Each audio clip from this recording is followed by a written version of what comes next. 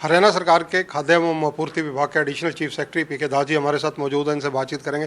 दास साहब, जिस प्रकार से जो चावल कई मिलों में कम मिले, कुछ एफआईआर दर्ज की गई हैं, वो मामला क्या है?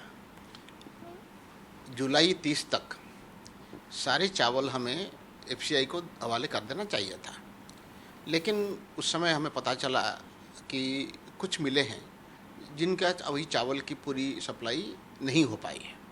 तो कुछ लोग, कुछ राइस मिल हमें उसके लिए टाइम मांग रहे थे। तो टाइम देने से पहले मैं ये जानना चाहता था कि ये जो बकाया चावल है उसके जो जीरी होनी चाहिए वो उनके स्टॉक में है या नहीं। तो वो हमने चेक करवाया उन मिलों में जहाँ 90% से कम चावल की डिलीवरी हुआ था। जहाँ कम मिला है वहाँ हमने उनके खिलाफ़ कार्रवाई करना शुरू कर दिया है कि उनसे हम जो चावल जीरी मिसिंग है उसके रिकवरी करेंगे, उनके जो मिलिंग चार्जेस है उससे।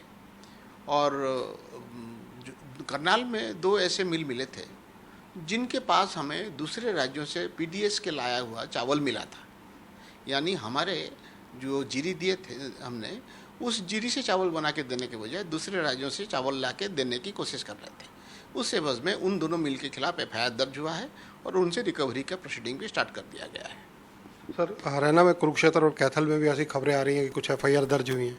जी जी, जहाँ जब हमारी जीरी जो हमने दिया था वो अगर वहाँ नहीं मिलता है, उसके 2 पहलू हैं। एक पहलू है कि एक सरकार को आर्थिक हानि हो रहा है, जिसको रिकवरी करने के लिए वो हैं, उनके गारंटर है जिनसे हम पैसा लेंगे।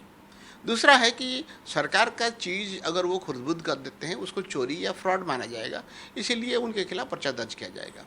जहाँ जो जीरी की तादाद कम है वहाँ हम उसको एक फाइनेंशियल ट्रांजैक्शन मान के इग्नोर कर सकते हैं, लेकिन जहाँ तादाद ज़्यादा है वहाँ एक क्रिमिनल एक्शन दिखाई देता है, तो वहाँ एफआईआर दर्ज किया गया है। सर, आपके विभाग में 4 साल पहले लगभग 440 करोड़ रुपए के करीब के मामले को लेकर एफआईआर दर्ज करवाई गई थी। उनमें अभी तक ना तो पुलिस ने कोई कार्रवाई की है, ना गिरफ्तारियां हुई हैं, ना कोई रिकवरी हुई है। इसका मैंने एक प्रथम रिव्यू कर लिया है, एक और रिव्यू मैं करूंगा जहां दोनों पुलिस ने क्या कार्रवाई किया है और मेरे डिपार्टमेंट के द्वारा पैसे को रिकवर करने के लिए क्या कार्रवाई की जा सकती है, उसके बारे में हम जल्दी फैसला लेंगे।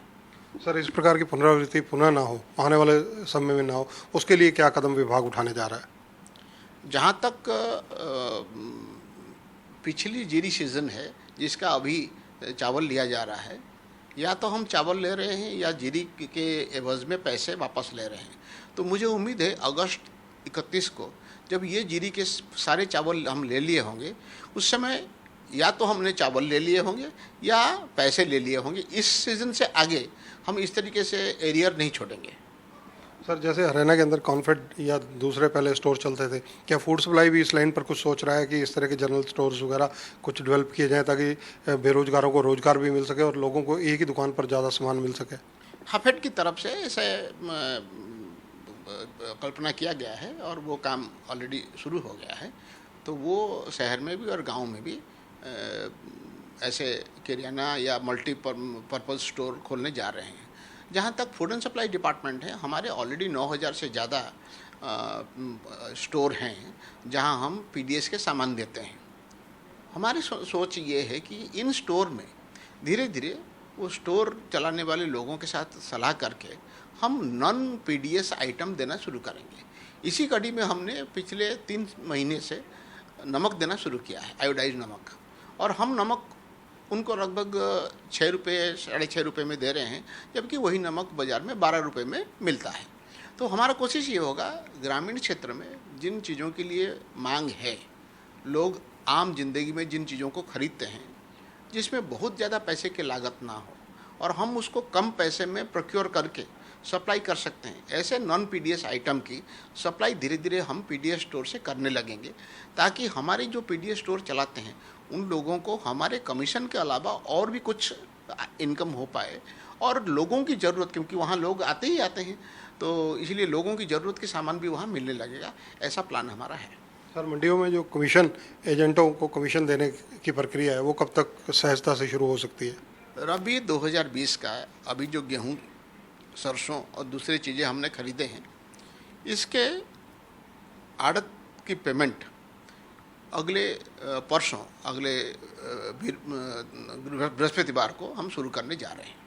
सर, इसके अलावा आपने पिछले दिनों अपने विभाग के कई ऐसे व्यक्ति या अधिकारी जिनकी जो कुंडली है वो भ्रष्टाचार से संलिप्त पाई गई या कुछ और चार्जशीट वगैरह किए गए, उन सबको खंगालने की बात कही थी, वो कहाँ तक पहुँची? मैंने एक रिव्यू मीटिंग लिया था कि क्लास 1 क्लास 2 ऑफिसर्स के खिलाफ जो मेजर पेनल्टी और माइनर पेनल्टी के डिसिप्लिनरी प्रोसीडिंग चल रहे हैं उसकी क्या स्थिति है। मैंने पाया 4-4 साल से 5-5 साल से प्रोसीडिंग शुरू हुआ है, लेकिन वो प्रोसीडिंग अभी ख़त्म होने की कगार पर नहीं पहुँचे। तो मैंने उसमें ये फैसला लिया है कि अगले 3 महीने में उसमें इमीडिएट स्टेप्स लेके उनको कंप्लीट करने की कोशिश करेंगे और हर महीने में उसके मैं रिव्यू करूँगा कि उसके क्या प्रोग्रेस हुआ। ऐसे करीब 40 के करीब डिसिप्लिनरी प्रोसीडिंग है जो क्लास 1 क्लास 2 ऑफिसर के खिलाफ चल रहे हैं। सर, कई विभागों में देखा जाता है कि एक व्यक्ति 3 साल या 5 साल से अधिक एक जगह पर एक स्टेशन पर काम नहीं कर सकता, तो क्या आपका खाद्य एवं आपूर्ति विभाग भी इन चीज़ों को एनालिसिस कर रहा है? अभी कुछ दिन पहले हमने डीएफएससी और डीएफएसओ को तबादला किए हैं। आप अगर देखेंगे तो उसमें हमने इस बात को ध्यान में रखा है कि जो लोग जिस ज़िले में रहे हैं उनको उस ज़िले से बदल के दूसरे ज़िले में रखा गया है। उनके एफिशिएंसी को ध्यान में रखते हुए और ज़िले की ज़रूरत के ध्यान में रखते हुए पोस्टिंग किया गया है। एक प्रपोजल अभी हमारा विचाराधीन है कि जो इंस्पेक्टर और सब इंस्पेक्टर हैं वो लोग अगर एक ज़िले में 5 साल पूरे कर चुके हैं, उनको उस जोन से, हमने राज्यों को 4 जोन में बांटा है, उस जोन से बाहर उनको पोस्ट कर देंगे ताकि स्थानीय जो इंटरेस्ट है वो उनके साथ वो मिल ना जाए और एक ट्रांसपेरेंसी बनी रहे। क्योंकि हमारा एक स्टॉक होल्डिंग और स्टॉक टेकिंग डिपार्टमेंट है, तो एक आदमी जब ट्रांसफ़र होकर चला जाता है तो जो दूसरा आता है वो उससे स्टॉक लेता है, वेरीफाई करता है। इससे अगर कहीं कोई कमी है वो भी उजागर हो जाता है। तो ये हैं श्री पी के दास, जो कि एडिशनल चीफ सेक्रेटरी हैं खाद्य एवं आपूर्ति विभाग के, बता रहे हैं कि फूड सप्लाई डिपार्टमेंट में भी जो पीछे ट्रांसफर्स हुई, लगातार एक ही जगह पर टिके रहने वाले अफसरों को बदला गया और आने वाले दिनों में ये प्रक्रिया लोकल स्तर पर भी अपनाई जाएगी ताकि जो इंस्पेक्टर या और वहाँ पर लोग पहले से तैनात हैं उनकी जगह फेरबदल की जा सके। और जोन बनाए गए हैं, 4 जोन डिवाइड किए गए हैं हरियाणा के, उनमें तबादले उनके किए जाएंगे। कैमरामैन सुनील के साथ चंद्रशेखर धरनी, पंजाब केसरी टीवी, चंडीगढ़।